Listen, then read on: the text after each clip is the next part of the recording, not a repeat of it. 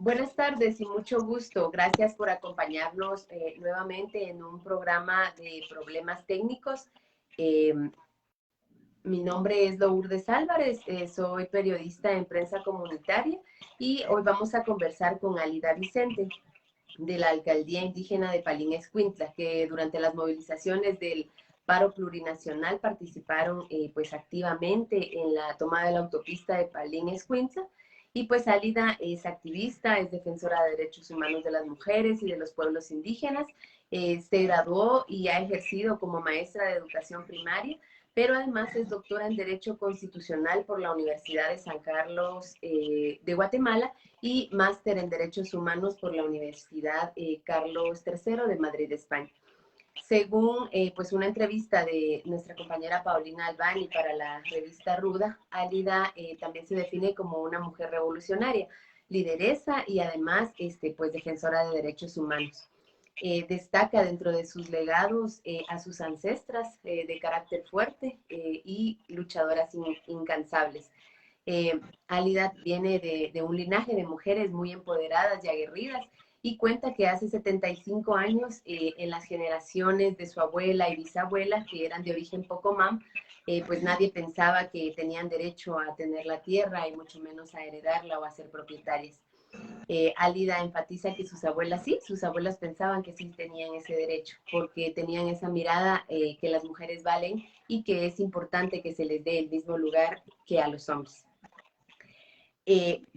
Dentro del contexto, para comenzar la conversación con Alida, pues las demandas de los pueblos indígenas, colectivos y organizaciones han destacado el rechazo a la gestión del presidente Alejandro Yamatei, las decisiones recientes que se han tomado a lo interno del Ministerio Público a cargo de la fiscal general Consuelo Porras, y pues sobre todo la destitución de Juan Francisco Sandoval de la Fiscalía contra la Impunidad.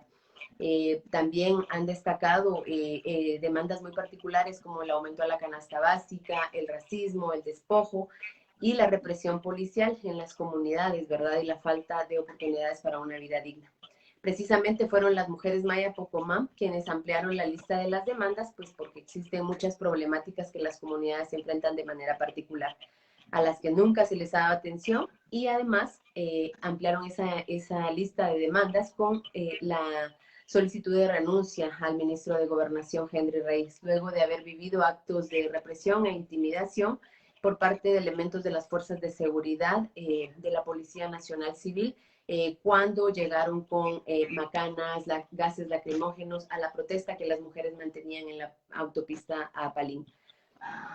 Pues de manera general, en diversos espacios de medios de comunicación y en redes sociales se habla de que se vive un proceso similar a las protestas ciudadanas de 2015 y 2017, asociadas a la lucha contra la corrupción.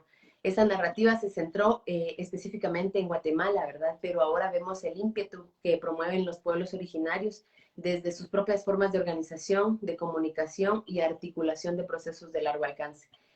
Pues para no seguir haciendo esperar a nuestra invitada, vamos a conversar con ella, pues cuál es el papel que tuvieron las mujeres Maya Pocomam dentro de este paro plurinacional. Y pues para comenzar, me gustaría, Alida, que pues nos pudiera comentar y nos pudiera contar por qué deciden ustedes sumarse al paro plurinacional convocado por las autoridades indígenas de Totonicapán, Sololá, Xinca.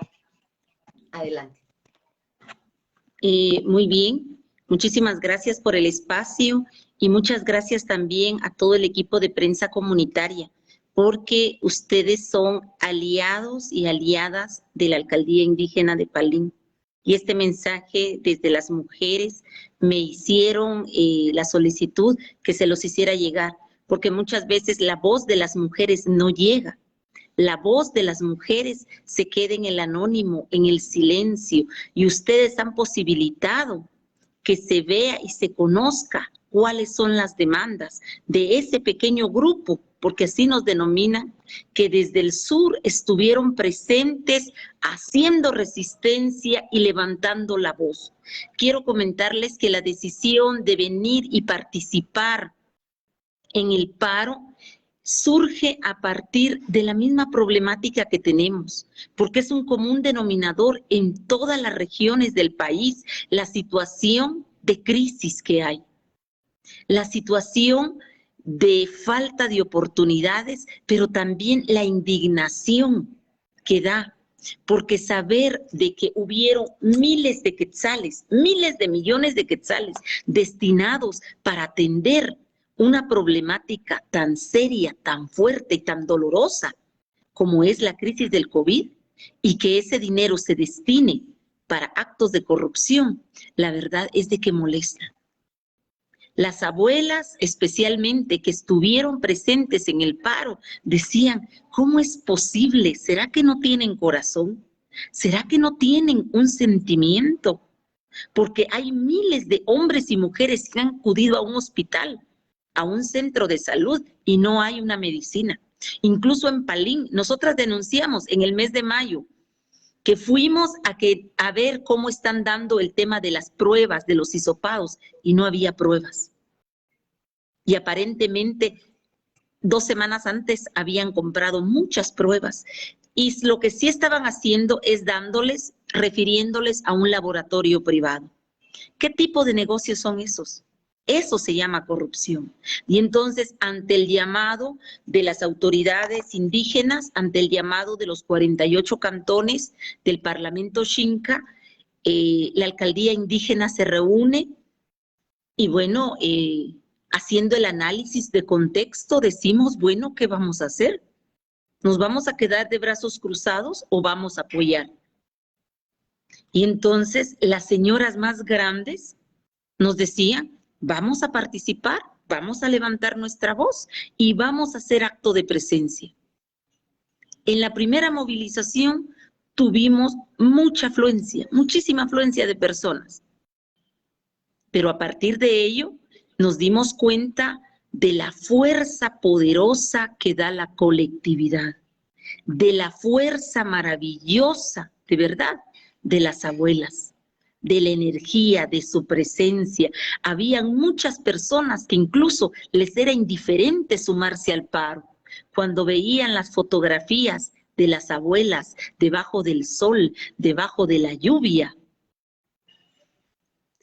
ahí nacía nuevamente la conciencia. Si las abuelas están diciendo de que vamos a estar, ahí vamos a estar. Y precisamente por eso mucha juventud se acercó y se abocó a apoyar y a respaldar el paro. El primer planteamiento de la demanda es precisamente cuestionar ese escenario de cooptación del Estado, ese escenario de venir y fortalecer la impunidad, la corrupción, de solapar y de alcahuetear, dicen las abuelas, todas esas mañas y sinvergüenzadas de corrupción. Entonces decían, si nosotras no vamos, es porque estamos siendo alcahuetas. Y ante un tema de alcahueteo de esta magnitud, no podemos venir y ser parte. ¿Por qué? Porque precisamente por ese tipo de actos han muerto más de 15,000 o 20,000 personas. Ayer nos dolía profundamente en el alma ver a nuestros hermanos tirados en el suelo, personas que están graves del COVID, que tienen infección en sus pulmones, tirados como que fueran una basura. De verdad, ayer nuevamente decían, vámonos a protestar, nos tienen que escuchar. Pero surge de esa indignación, de que nos va a doler. Le fueron a preguntar a una abuela, mira, te están pagando para estar aquí. Y le dijo la abuela al periodista, a mí nadie me está pagando, pero a vos sí te están pagando para venir y sacarme fotos. Te están pagando para venir y que yo diga lo que vos digas que querés que digas. Y no va a ser así. Aquí estoy porque a mí me duele toda la sinvergüenzada que hacen. Y aquí vamos a apoyar. Y aquí vamos a decir que como mujeres no tenemos miedo. El día que llegaron los antimotines, que fue el 5 de agosto, había una manifestación pacífica con mayoría de mujeres y mujeres grandes, abuelas. Y llegaron los antimotines, llegaron a intimidarnos, a meternos miedo. Nos llevaron una escena que vivimos hace más de 30 años, cuando el ejército tuvo un enfrentamiento exactamente en ese lugar. Ese lugar se llama Puentes Cuaches, porque ahí pasa un río. Y ahí fue el enfrentamiento.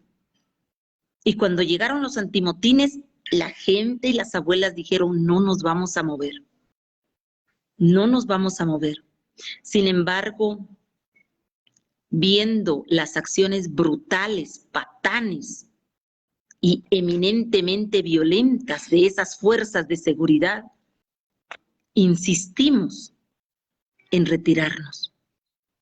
Porque hay personas que perdieron la vista, hay personas que fueron a la cárcel injustamente, y nuestro objetivo no era venir y esperar o dar respuesta a la provocación que ellos estaban haciendo, porque lo que querían era nuestra reacción violenta, y no lograron su objetivo, no lo lograron. Lo que sí lograron es evidenciar lo brutal de la fuerza policial,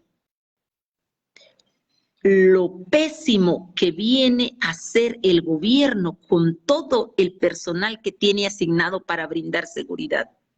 Lograron con ese acto que las mujeres en lo colectivo tomaran más fuerza. Y como lo dijimos en los medios de comunicación, el viernes no iba a haber paro en Palín. Pero si hubo un paro fue precisamente para declarar no grato a ese ministro de Gobernación, y también para venir y denunciar que para atacar la problemática de la violencia, especialmente la violencia contra la mujer, ahí no hay fuerzas de seguridad, ahí no hay patrullas, ahí no tienen los recursos para dar cobertura, pero para callar nuestra voz sí. Muy bueno el señor para venir y meterse con las mujeres, con las abuelas. ¿Por qué ayer que estaban en la cárcel amotinados, por qué no utilizaron su fuerza? ¿Dónde estaban los antimotines?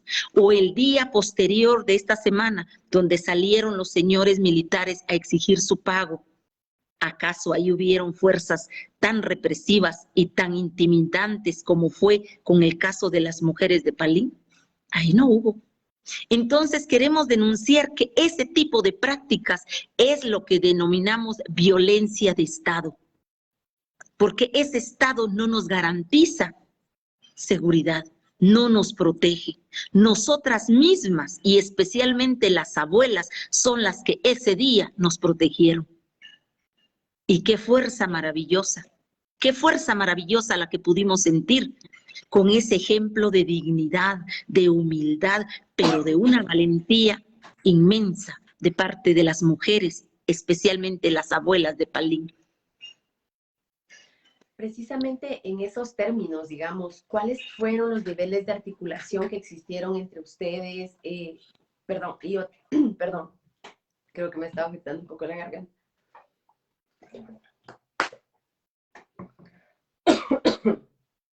Perdón. Digamos, los niveles de articulación que existieron junto a otras comunidades u organizaciones a la hora de llevar estas demandas a los medios, a las movilizaciones populares que ustedes hicieron.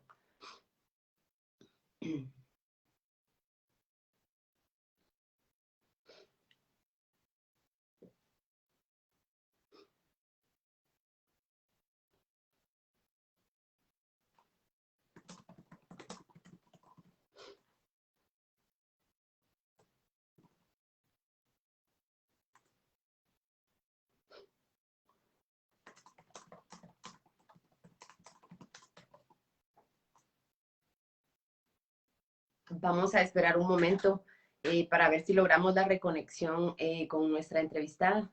Hubo por ahí un pequeño problema de conexión.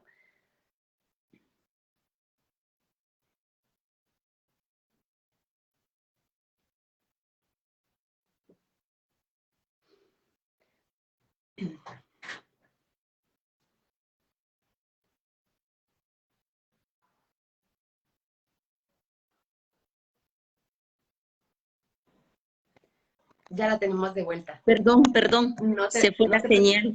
Sí, aquí estoy. Muchas gracias. Hubo ahí un par de problemas técnicos entre la tos y Así la se falta llama el de señal. programa, ¿verdad? Sí, Para bueno, hacer honor al continuemos. programa. Claro.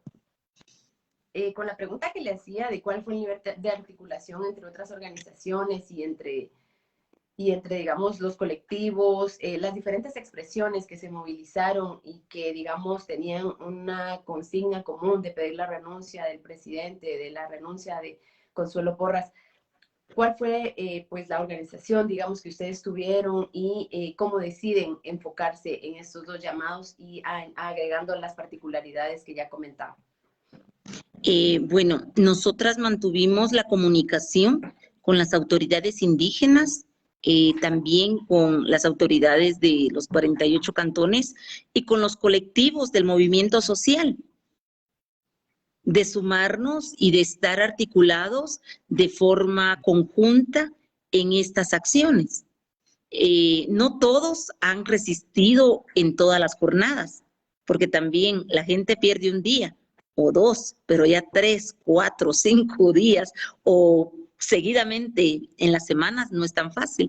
Pero nosotras lo que tuvimos presente es que en todas las jornadas consideramos de que es fundamental que estemos presentes y que respaldemos esta iniciativa.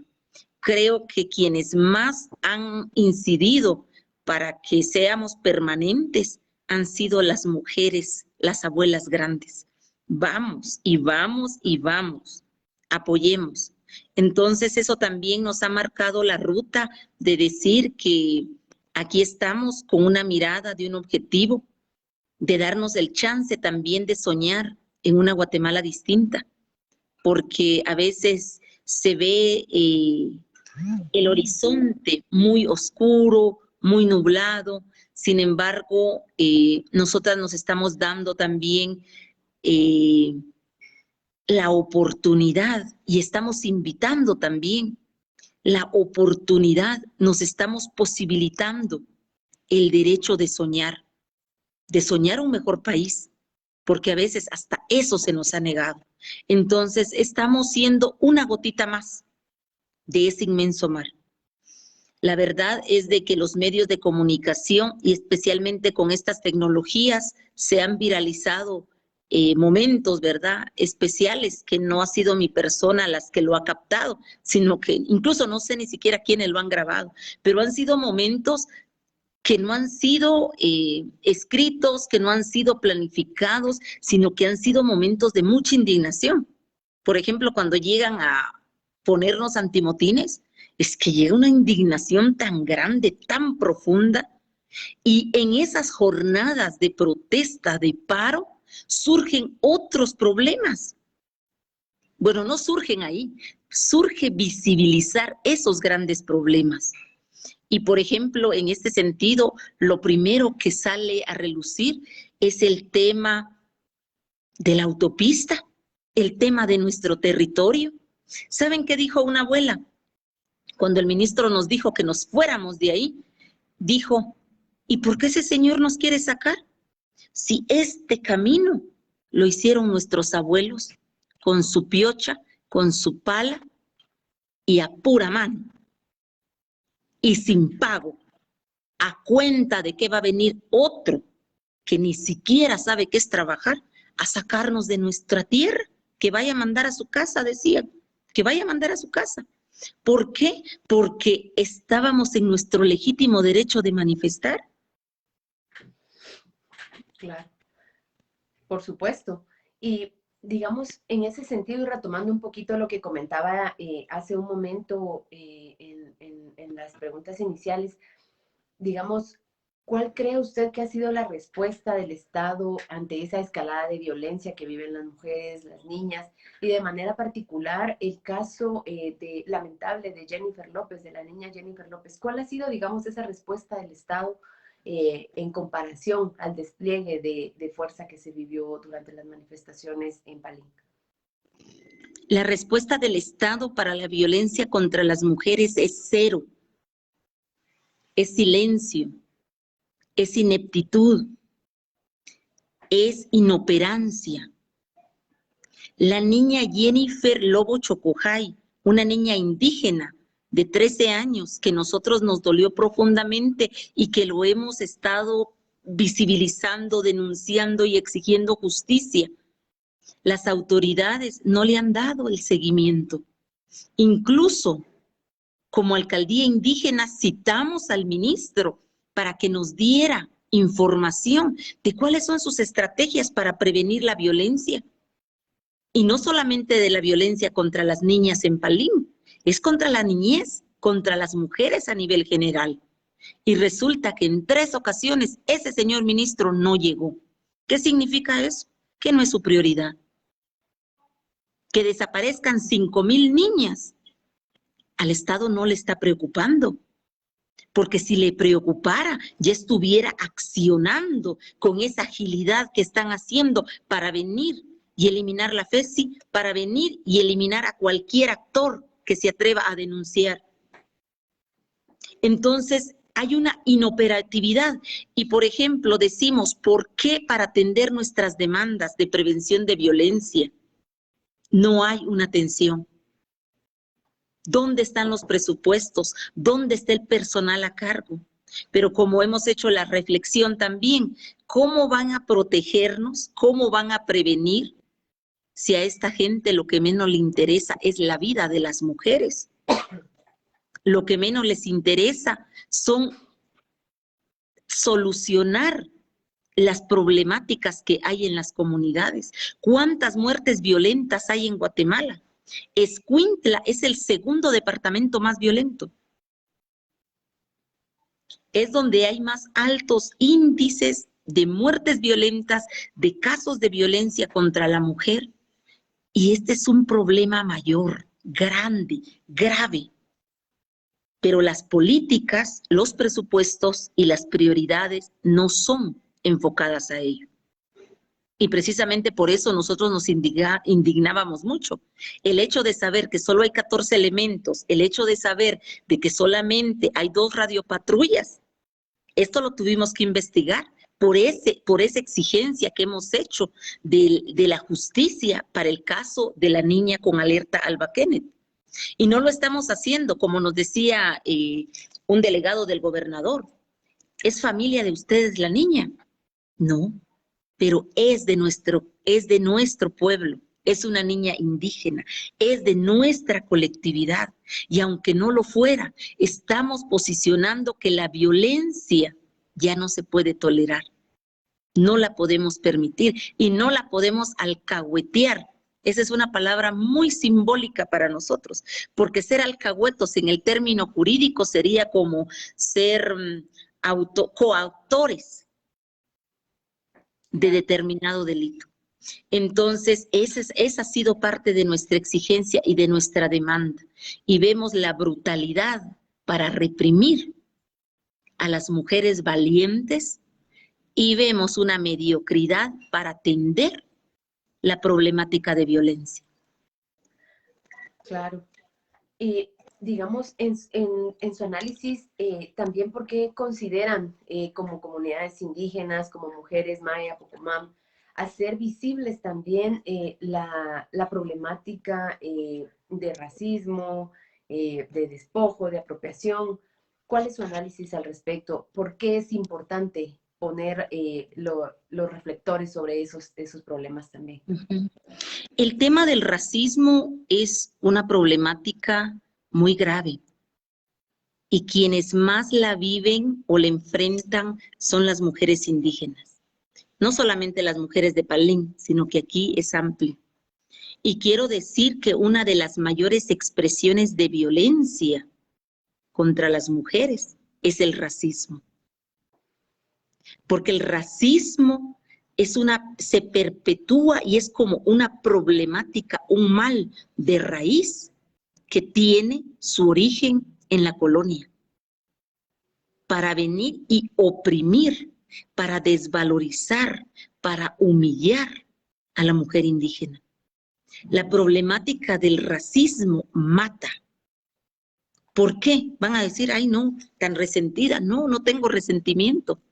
Lo que pasa es de que la problemática hay que verla desde el plano grande. ¿Qué es el racismo estructural?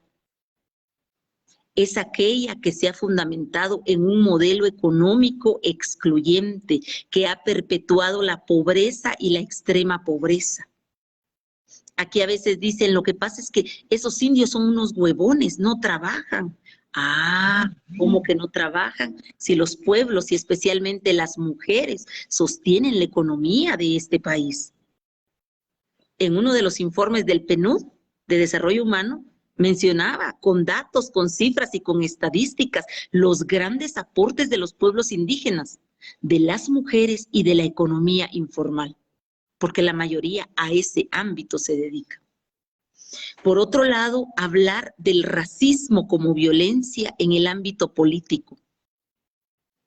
Venir y generar un escenario donde los pueblos indígenas, las mujeres indígenas no tengan la posibilidad de entrar a ser sujetas de derecho, que no tengan la posibilidad de venir y llevar su voz, su voto, sus demandas y sus propuestas de solución. ¿Cuántas mujeres indígenas hay como magistradas en la Corte de Constitucionalidad? ¿Cuántas mujeres indígenas hay en la Corte Suprema de Justicia? ¿Cuántas mujeres están a cargo como titulares de ministerios de Estado? No lo hay. Y ese es parte de un racismo político. Entonces, pese a que hay avances en los últimos años con mayores espacios para las mujeres, es importante decir que muchas veces esas ventanitas indígenas han sido mal utilizadas para venir y decir, no, sí, miren, los indígenas aquí están representados. Sí, representados, pero de adorno, no para tomar decisiones. Y muchas veces también hay muchos hermanos indígenas que se han limitado a ser los indios permitidos para venir y besarle las patas a la oligarquía y besarle las patas a un montón de corruptos que están en el Estado por tal de garantizar un trabajo. Lo que se les olvida es de que ellos también han sufrido las causas de ese racismo y que muchas veces se han limitado a venir y querer acallar la voz y solapar. No, no, no, lo que pasa es que ya, el tema del resentimiento, aquí no estamos de resentimiento, aquí lo que estamos es hablando de justicia y de mejorar las condiciones de vida de los pueblos. Y el tema del racismo es un problema serio, es un problema de raíz. Y cuando hablamos de ese mapa de pobreza y de extrema pobreza, no es casual que la mayoría de poblaciones indígenas estén ubicados en los mayores índices de pobreza extrema y de hambruna. Claro.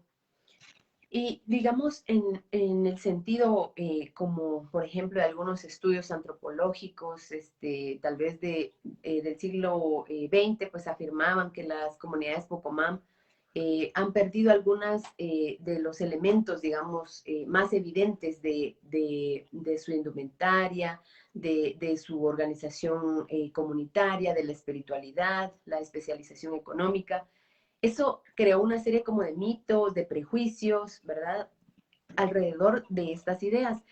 ¿Cuál cree usted, digamos, que es el nivel de valoración de estos estudios? ¿Si lo valoraron bien? ¿Si considera que recopilaron los cambios que la comunidad Pocomam hace en estas décadas y sobre todo, pues, la evidente presencia, ¿verdad?, que ahora tienen en actividades como las movilizaciones?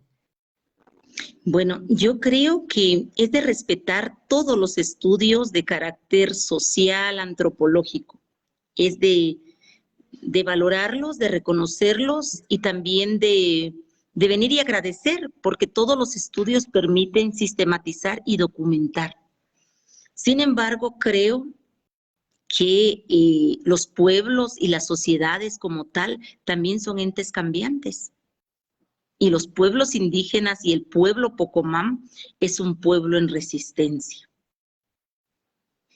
Imagínense que uno de estos antropólogos hace 75 años en sus estudios decía, dentro de 50 ya no hay pueblos indígenas, ya habrán desaparecido. Y bueno, hoy estamos hablando de este tema tan importante y de lo que representa nuestra lucha, nuestra resistencia y nuestra posibilidad de ser, de existir y de alzar nuestra voz. Yo creo que ahí doy respuesta a esta pregunta, pero algo muy importante que yo quiero mencionar es que el pueblo Pocomam fue desterrado, fue despojado de su territorio, porque el pueblo Pocomam estaba asentado hace 300 años en el Valle de la Ermita, que actualmente es la ciudad capital.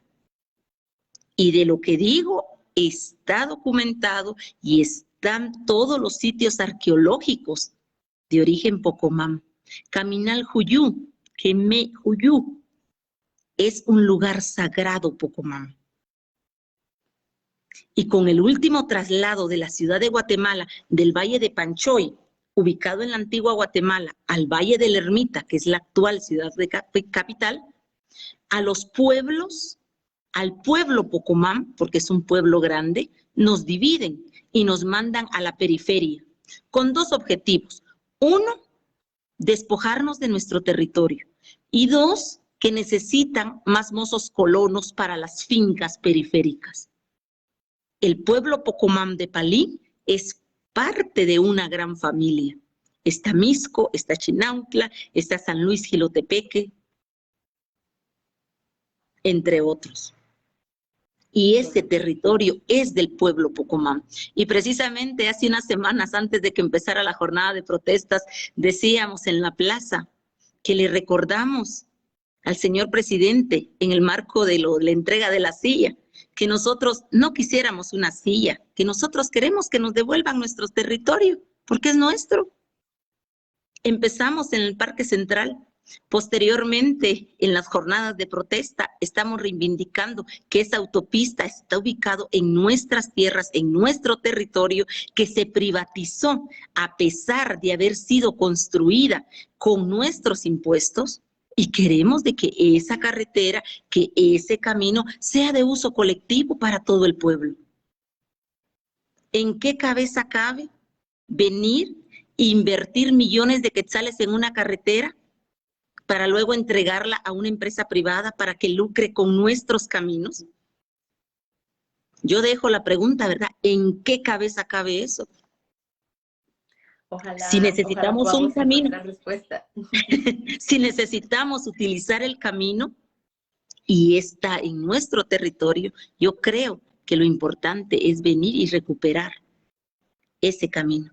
Porque precisamente cuando se hizo la autopista, supuestamente era para descongestionar el tráfico de nuestro pueblo. Y miren, ahora nos jodieron más. Y disculpen mi palabra, pero así es como lo dicen las abuelas. 25,000 carros tenemos en nuestro pueblo, en pleno centro del pueblo. El transporte pesado copa todas las calles. Y si tenemos la autopista, ahí es donde surge en esa marcha, en esas jornadas de protesta, una serie de demandas. Y la primera es que la autopista es del pueblo. Y vamos a trabajar para que esa autopista se libere de ese tipo de viajes. Hasta los pobres bomberos tienen que pagar su viaje para llevar a una madre que está a punto de parir. ¿Cómo es posible eso? ¿Cómo es posible? Pero bueno, por acá lo voy dejando porque creo que tenemos otros temas que abordar. Sí, muchas gracias. Pues ya vamos a ir finalizando y pues digamos en ese sentido y con la evidente participación de las mujeres Maya Pocomam en las acciones de movilización, ¿cuál considera que va a ser, digamos, su participación en las futuras acciones que se tomen? Si tienen alguna digamos, información que nos pudiera brindar sobre estas acciones y, digamos, un análisis tal vez en el corto y en el largo plazo. ¿Qué podríamos esperar, verdad?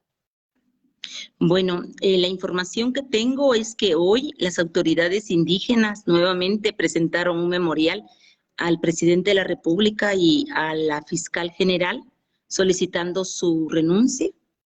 Le dieron un plazo, no tengo claro si son 5 o 6 días, pero a partir de eso convocarán nuevamente a las movilizaciones. Y bueno, desde la comunidad y desde el pueblo Pocomam, el planteamiento es que nosotros vamos a apoyar estas acciones. Estamos en la misma sintonía, estamos en la coordinación y considero que es fundamental que como guatemaltecos, como pueblos indígenas, como mujeres, en verdad vayamos tomando conciencia de la grave situación que está Guatemala. ¿Hasta dónde tenemos que aguantar?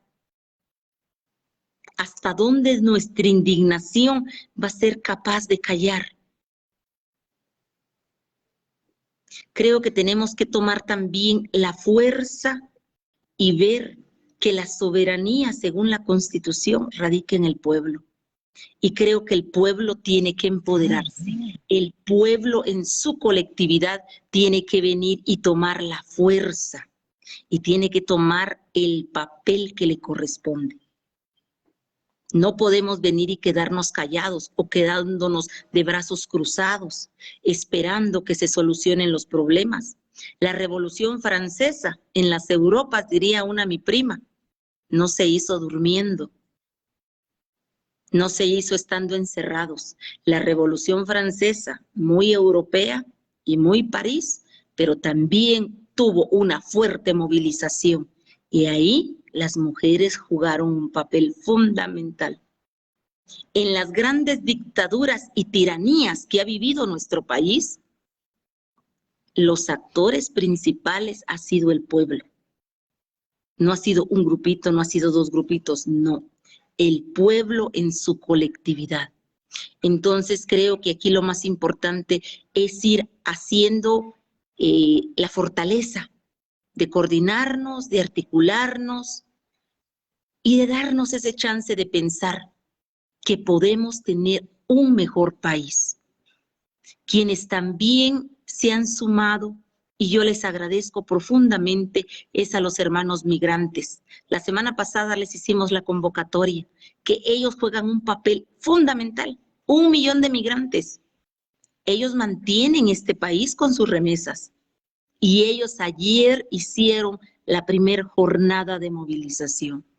Creo que esa va a ser nuestra ruta, porque si vamos por la vía legal, probablemente encontremos que los jueces no van a estar pendientes de nuestra necesidad y de nuestra demanda, porque el derecho y las leyes las retuercen y les dan una interpretación conforme sus intereses, conforme sus necesidades, no conforme los principios fundamentales del derecho, que es el bien común, la equidad y la igualdad.